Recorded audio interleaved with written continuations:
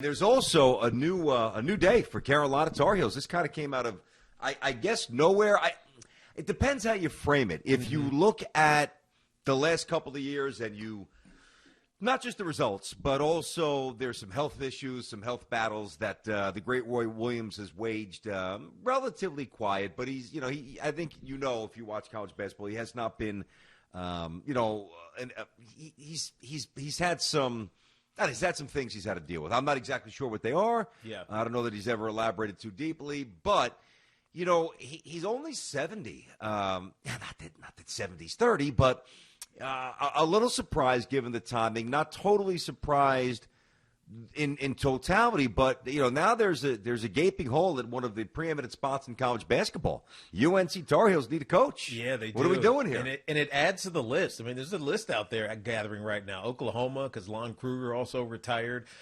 Texas, because of Shaka Smart's departure, even though that looks like it's gotten filled. It has. And we'll get to that a little bit later on, BT. But there's there's some openings that are popping up. And North Carolina is such an interesting one because historically you can't argue with the dominance of the program and the importance of the program. But as of late, they've been very average. I mean, not saying they haven't had good teams. But the last championship was 2017, which is sneakily 4 years ago. It feels like that was closer, but it was 4 years ago. And after that, they kind of they're right in the middle of the pack here, just above 500. And so maybe Roy Williams just felt that it was passing him by, or the health issues were getting to the point where is it worth it anymore? And that's the question that's hard to ask or answer, I guess, for some of these older coaches. When is too much, and when are you feeling the detrimental effects of continuing to be on this grind? Because it's a grind in college sports. It's very different. The off seasons are really non-existent. You're right back into recruiting as soon as the season's over, and especially with the way that kids are leaving early now. Yep. It's a grind. And at 70 and with some health issues, it was probably time for Roy Williams in his own mind. Yeah, I would think so. I mean, he's tied to the game. There's no doubt what he did at Kansas, what he's done at Carolina for a long time. You mentioned the 3 championship. I believe it's 9 Final Fours in totality. Yeah. Encompassing his stint with the Jayhawks. He's an old-timer. There's no way around it. The association for me, for even more so than Duke, we keep referencing lately because Gonzaga is still undefeated, that 76 Indiana team with Bobby Knight as the head coach, Ken Benson, et cetera. Mike Woodson, now the new head coach in Indiana, he was on that squad. But I always felt this way as a kid. Like there was nothing more regal, there was nothing more royal than the Carolina Baby Blue pertaining to college basketball. Like it just... we weren't really Carolina fans. I was a St. John's fan growing up. You know that. All of us were St. John's fans. But there was something about Carolina. Like if you deviated from, the red and white sneakers back in the day, or the Jordans, obviously, and you got your hands on a pair of baby blue Nikes, because they've always been a Nike school, to my knowledge. I mean, certainly they probably wore Converse in the 40s. Who knows what they wore? Chuck Taylors, But at least for my lifetime, there's always been an association, that branding, that Nike swoosh has always been there. And it just felt different. It looked different. The court looked different. The arena looked a little different. Now the Dean Dome, of course, the players that left there were different, of course, led by the great Michael Jordan, but so many others, whether it's Worthy, whether it's Perkins, whether it's Stack, whether it's Antoine James. I mean, the list just goes on and on and on and on. And Kenny Smith, of course, before that. Carolina, it doesn't feel this way today. But if you ask me, what's the most powerful brand in college basketball?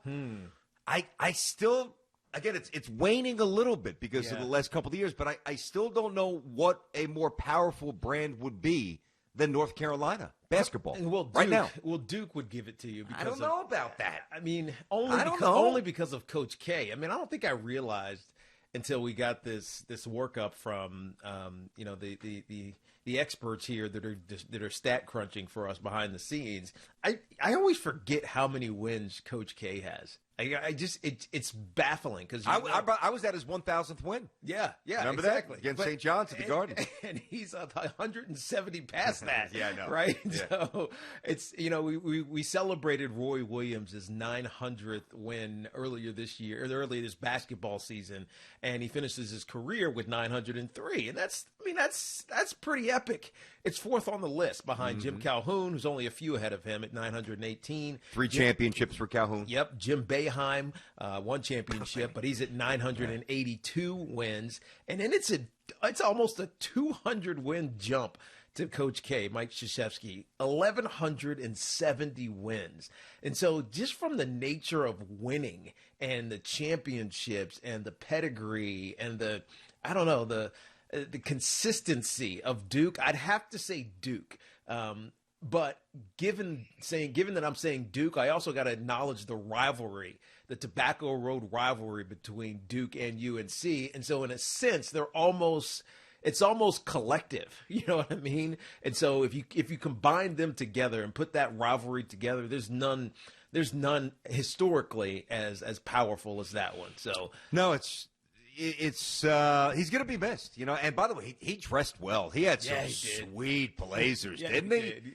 Roy had a little style. He got the tweed. Yeah. He could pull off anything. He could pull off stuff that most people would look foolish wearing. Yes, and they were far from conservative. They popped. They had, obviously, a lot of baby blue, Carolina blue, a lot of white. The handkerchief game was tight. The tie, the hair was always good. The glasses. Yep. Just he looked very regal. So, now we get to – and by the way, I do want to say this because you brought this up before about the challenges and the difference being a college coach today versus back in the day. Back in the day, and this pertains to Dean Smith, obviously Coach K, Roy Williams, not last couple of years, Bobby Knight, John Thompson, and any great college coach. John Wooden, lesser extent. College basketball camps weren't quite as prominent as they were in the 50s and 60s as they were certainly in the 70s, late 70s and 80s, with the advent of 5-Star and some other ones, Garfinkel, Mr. Garfinkel.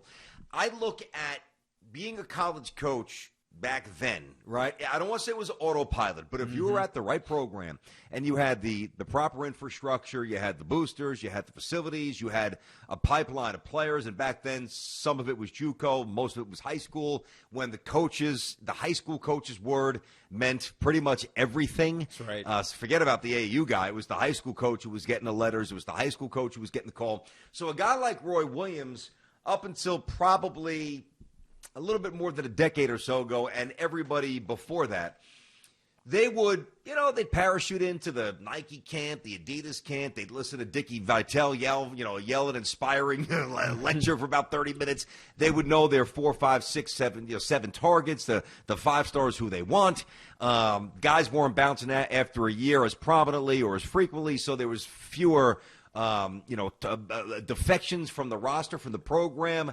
And it was a lot easier to keep the machine humming because you always had, 4 or 5 guys coming back, 2, 3, 4 starters coming back. You just, accentuate the starting 5 here, get me a shooter, get me a big man, JUCO, right, and then boom, you're right back to being a preseason top 10, top 12 team, and the wheel just keeps going at a high velocity. Now, and this is what I think a lot of people miss. Yes, it's about the transfer defection, so you've got to be very adept at working the portal, but you also, throughout the year, you are convincing your players not to leave and their camp, because every player's camp thinks their kid's going to the pros. That's right. It's a different job, man. I don't blame the guy for getting out if he's not feeling great. Yeah, who was this? It was Rothstein who said this the other day when we had him on, and he's right. You're constantly recruiting, even the guys that are on your roster, and maybe a guy that's been there for a couple of years and got some playing time. You're trying to convince him. Especially if he's starting to get played over a little bit, to stay. Yep. Because, the bench guy is almost as important, especially once you start getting deep into the ACC or the ACC tournaments or the NCAA tournament. If you have a guy get hurt, like we saw with Michigan, with Livers out, then if you don't have depth, you're short, man. And so you're constantly recruiting, and it's a grind. The question, I think, that follows after hearing this news, BT, is who's right for the job, right? And that's why it gets difficult, because you look at UNC and you got to ask, when you ask who's right for the job, you have to then ask, is this still an elite job to take? And I think, of course, I think without a doubt, It is. I mean, despite the last couple of years of middling, they haven't been horrible. I mean, they finished 5th in the ACC, so it's not like they're finishing at the bottom of the ACC. But they haven't felt elite in a couple of years now. But that doesn't mean that it's not a job that someone's going to come and bring some new energy and then couple it with the history, and then all of a sudden it feels invigorated again. So the question is, who's the right coach? And I wonder.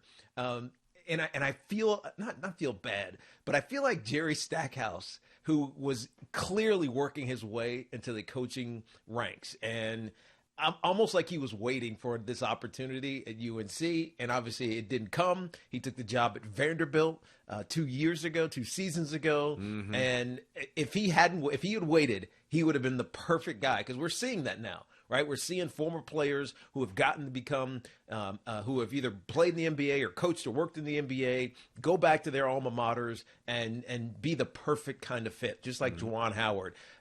Stackhouse would have been a good name. I mean, I wouldn't be surprised if in a couple of years, if whoever they hire doesn't work out, if he ends up being the guy, or maybe he makes a crazy move after only 2 years at Vanderbilt and becomes a guy at North Carolina. But filling this role. For a guy who was an alumni of North Carolina, won 3 championships as a coach at North Carolina, it's huge shoes to fill. It is, and Jerry Stackhouse been grinding. He was G League coach. Yep. Now, he hasn't had a lot of success yet at Vanderbilt. That's a tough job. It's a very good academic school. Yep. It's a different basketball profile. So when you say he's 20 and 37, I think that misrepresents the arduous nature to the rebuild there. Don't forget about Hubert Davis. He's been on that bench since 2012. He's been an assistant as well. You know, he can scoot up a seat or two. He can very easily become the head coach there. You're going to start getting, although it might be shot down quickly, but the one thing about Carolina, and I would imagine Duke will do this too when Coach K eventually steps down, Carolina almost always hires from within. Yeah. I mean, you think about Coach K, you think about Dean Smith, and Guthridge was obviously his assistant. When Dean Smith retired, Guthridge became the coach. Matt Doherty became the coach after that. And then, of course, Roy Williams, who, by the way, was a player for Dean Smith and a 10-year assistant. So this pedigree, this is how they do things. They do keep it in-house. So I think it's smart to point to those couple of names, whether it's Hubert, whether it's Stackhouse. If you're going to go outside, in my opinion, a couple of people that you should absolutely call, you got to call Jay Wright. I don't know that Jay Wright would leave Villanova for anything, but if there's ever a job that Jay Wright's going to leave Villanova for, in my opinion, it's Duke or Carolina. You make the call. I think you call Tony Bennett. I don't think Tony leaves, but you make the call. I think you call Mosier from Loyola Chicago. I think these are all – I think you might even call Billy Donovan, who's back in the NBA right now with the Chicago Bulls. The list will be incredibly long and fertile. I think that it's still a great job because you've got, fan engagement, you've got facilities, you've got the infrastructure, you got the money, and you have the history. And I think that's an interesting question. Can you be one of these great jobs without the history or even the conference affiliation? And that's one of the things that I wonder about what happens to Gonzaga when Mark Few, whenever he retires or moves on, whatever. I'd call him too.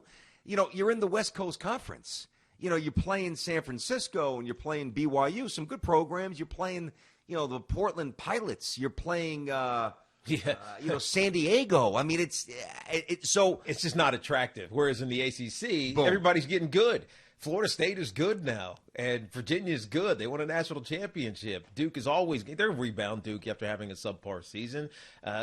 Syracuse is always good. Same question with Syracuse. What happens when Boeheim leaves Syracuse? I know. They teed that up for a couple of years. It's going to be Jerry McNamara or it's going to be Buddy Boeheim. Yes. Depending upon how long Buddy plays and wherever he plays, the NBA or overseas, it's going to be – I think it's going to be Jerry, and I think Buddy's going to probably want to coach. Yeah.